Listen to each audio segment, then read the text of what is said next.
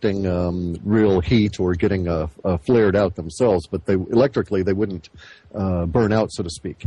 So there are a lot of things you can do, but you also need to worry about protecting yourself from radiation. I'm going to have to say that one of the experiments I actually wanted to do here today was on another disquieting subject, was to turn on one of my radiation meters and let everybody hear, if possible, the continuing level of background radiation under which we're operating. I need to break off for about 6 minutes and assist my wife in coming back into the house, if that's okay. No problem, Cliff. Okay? So I'll rejoin you in about 6 minutes, okay? Okay, bye-bye. Bye.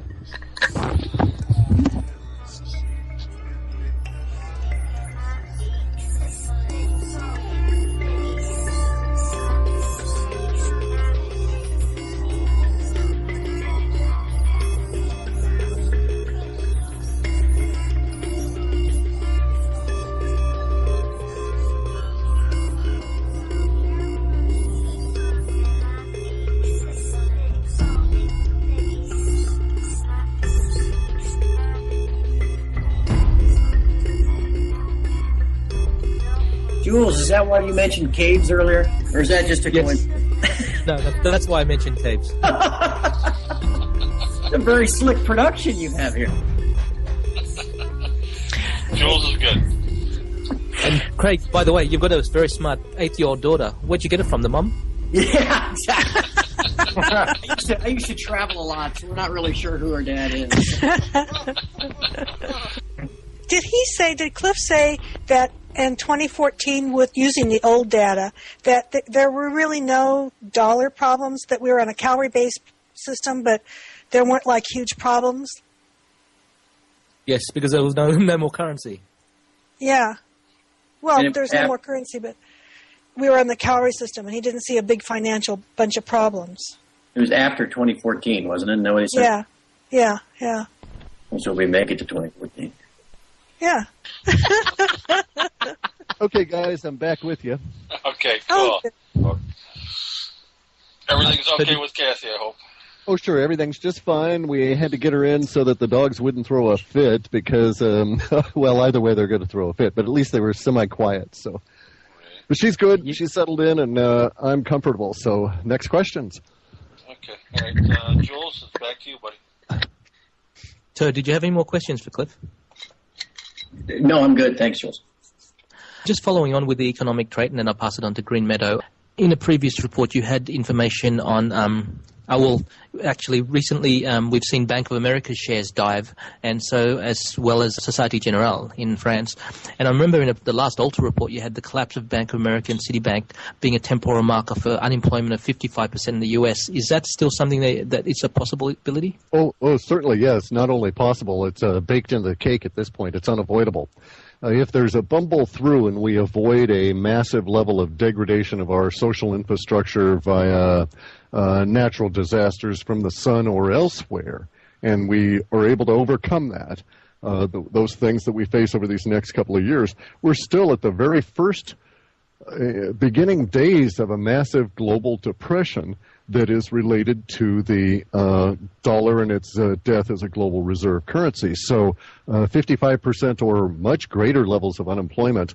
Bear in mind that our employment structure at the moment is terribly skewed. All of the numbers coming from the officialdom have fake birth and death societal growth numbers and behavioral difference numbers and delta this, and all of it's made up by a bunch of people in government, and I used to be one of them, who helped contribute to making up those numbers.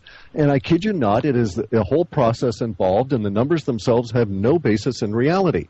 I worked for an organization that was a state government agency that contributed to the national economic numbers.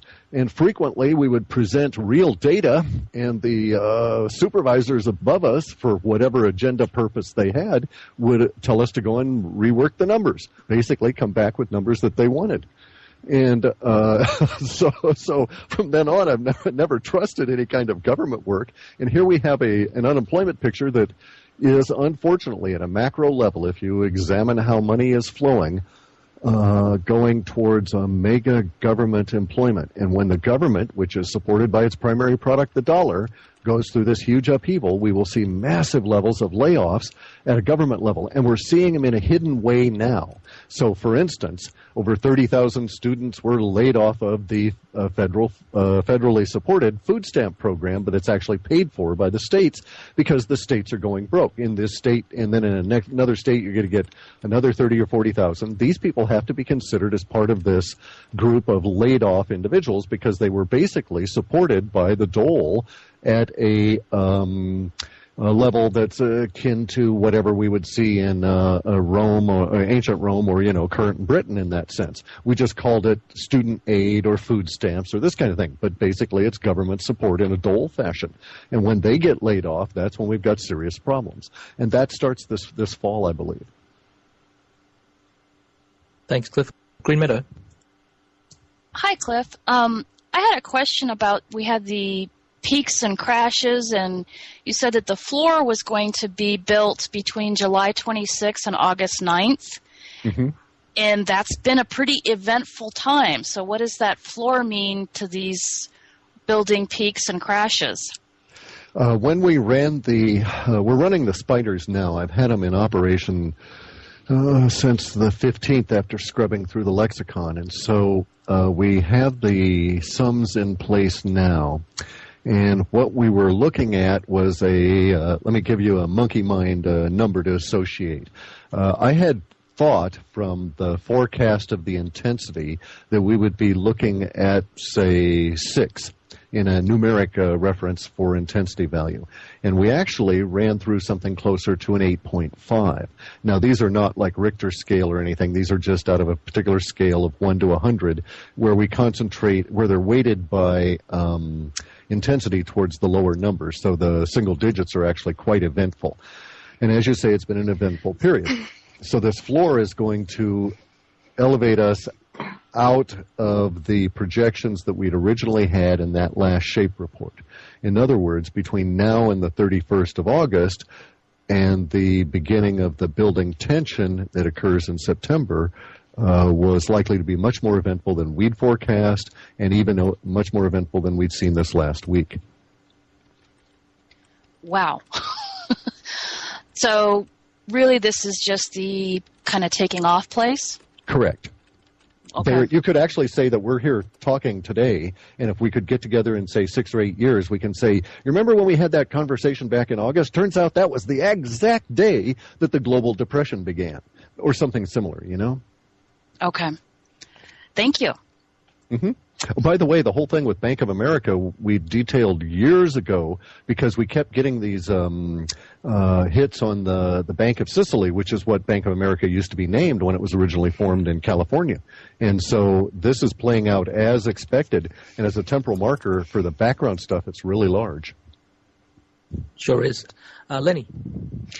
Hi, Cliff. I have a question that Richard Sauter, one of our members, wrote, and it's multifaceted, yet it's short. So the question is there an upcoming Soviet-style governmental collapse in Washington, D.C., with a loss of federal control by the central government in the USA? The other one is, does the U.S. Federal Reserve Bank go belly up, ditto for the IRS, and when does the U.S. Federal Reserve /IRS system outright fail and become irrelevant? The irrelevancy, let's start from the end and work back. The irrelevancy is clearly shown by November of 2012. No one cares anymore. The language just faded rapidly. Even in our years ago in our long-range projection, we kept coming up with the Fed would be irrelevant in November. We just couldn't put the date on it until we'd really tuned over the time. So I wouldn't say that the Fed or the IRS fail. I would say they are removed or disempowered or however, repudiated or something like that. It's not they're not going to fail of their own weight. They're doing things that are causing their own demise. That's quite clear. But that demise will come as an act of will, basically, on the part of the people that they're trying to subjugate. Well, when that will occur, will probably be in the early part of 2012 based on the release values. That would place it in March to May. Whether it takes the IRS down then or not, IRS is becoming basically moot after the post office goes anyway. You have to understand the intricacies of the relationship between the ability of the federal government to wire transfer money around and the services that the post office provides. If that's all they're going to do as a background and handle all the security stuff, they'll be renamed. It'll be a different structure entirely. And we'll still have all of the problems relative to the dollar that will be exposed by the bankruptcy. It's kind of as though, most people don't know it, but the United States Post Office is a screen for what could be the giant wire fraud of all time, and they're the ones that prosecute wire fraud and define it.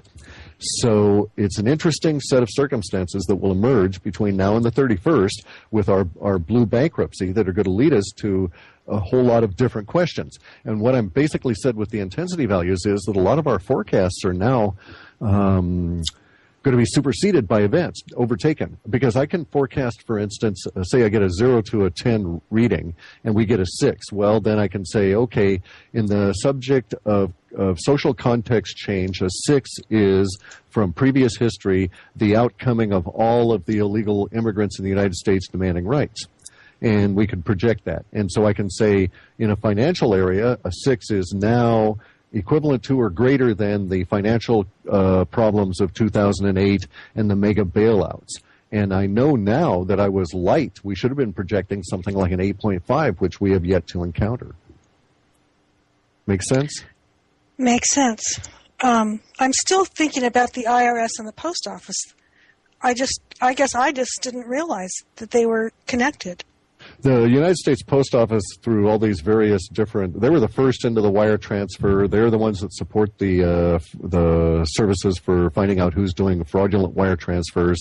They monitor vast quantities of money movement throughout the United States. They provide the backbone for the states to move money through the various federal programs to the states and back and forth, revenue and so on. It's huge. At one point, I had been told they were moving $2 billion an hour through their system. Wow. Yeah. Thank you. Thank you for that. Hi, Cliff. You mentioned in the last report in September the cascading failure is forecast for September, warning of an accident that causes systems, internet issues that has the potential for a worldwide girdling. It becomes a cascading failure.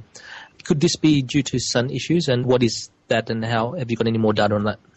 I haven't gotten into the interpretation. We've got a very large, let me back up. I haven't gotten into interpreting the individual data points, but the collection bag for those data points relative to the solar activity is very large. It then continues to grow as the spiders continue to fill it. So we expect that indeed we'll find there is a great deal of new information about solar activity. I suspect that the cascades this fall and into winter, at least one of them is clearly described by connection to the Terra event or Terra entity through crosslinks as being related to natural disaster hitting the U.S., which I suspect will be triggered by solar activity directly or indirectly. So a very large series of earthquakes could indeed be solar related, especially with the CME activity and the solar or the high energy particles and all the other crud we're getting from the sun at the moment. And it's been quite clear that we're as a species, we've got to re-examine our relationship with our environment and the sun and what it's going to do. We have, for instance, extremely hot day here right at the moment. But when I got up this morning, it was so cold I needed to wear a watch cap for my bald head. So we're talking below 50 degrees ambient temperature, and yet now it's in the upper 80s, moving into the 90s perhaps. They've had chemtrails all day. We still are a month and a half behind on the production of some of the berries that we expect in terms of local